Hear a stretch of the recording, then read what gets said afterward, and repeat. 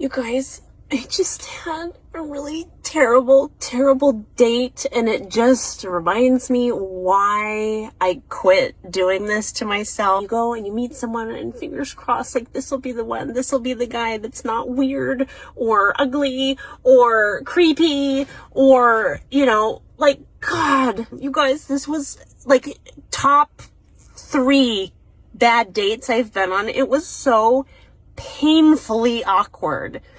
I hear all these women now, and they talk about how they go out and the men just never ask any questions ever, and the women have to carry the entire conversation. This is exactly what happened to me. It was existentially bad. I met this guy at 6.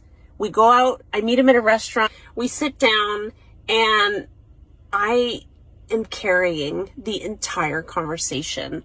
I'll ask him a question and he'll go on and on and on. And just talking. And it got to the point where I'm just kind of sitting there and I'm, kind of smiling and nodding.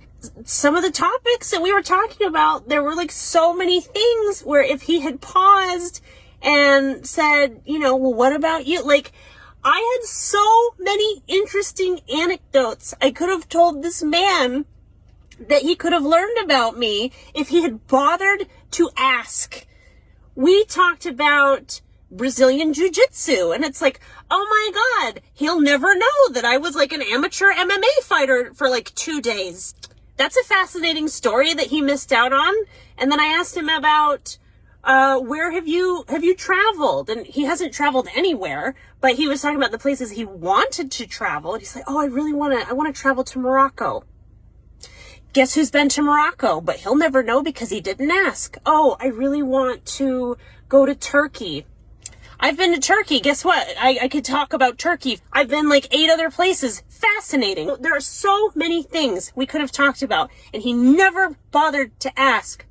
And I started playing that game where you get so exhausted from carrying the conversation that you start playing like the game of chicken, where you think, I'm just going to sit here and the conversation will peter out, and I'm not going to ask him a question. I'm not going to say anything, and I'm going to wait and see how long until he gives in and he asks me something, right? I lost, you guys. I lost. I couldn't do it. God, you guys, I couldn't handle it.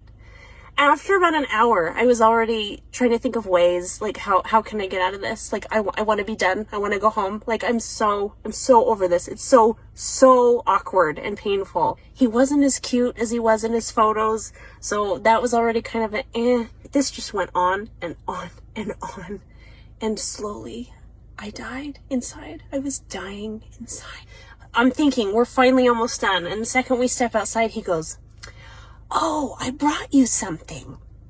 And I'm thinking, oh, great, cool. Like, what did he bring me? He reaches into his car after this train wreck of a date. And what does he do? He pulls out a dozen roses with the price tag still attached. It is a lovely bouquet, but it's like, I gotta put salt in the wound of this freaking terrible date. Now he's gonna bust out a dozen red roses, which, like, I gotta give him credit.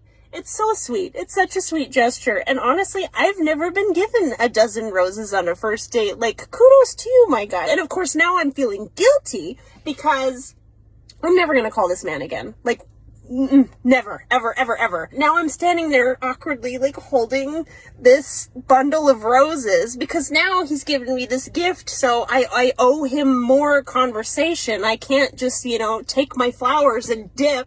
We stand there for 20 more minutes just next to his car talking about fuck all nothing. Oh, I didn't even mention that he spent 20 minutes in the restaurant talking about his ex-fiance.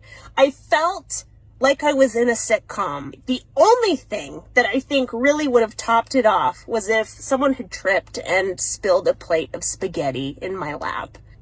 Just wanted to share, and everyone can revel in the train wreck of my romantic life. And this is why I am resigned to being a witch in the woods, and I think I'm okay with it at this point. It's not that bad.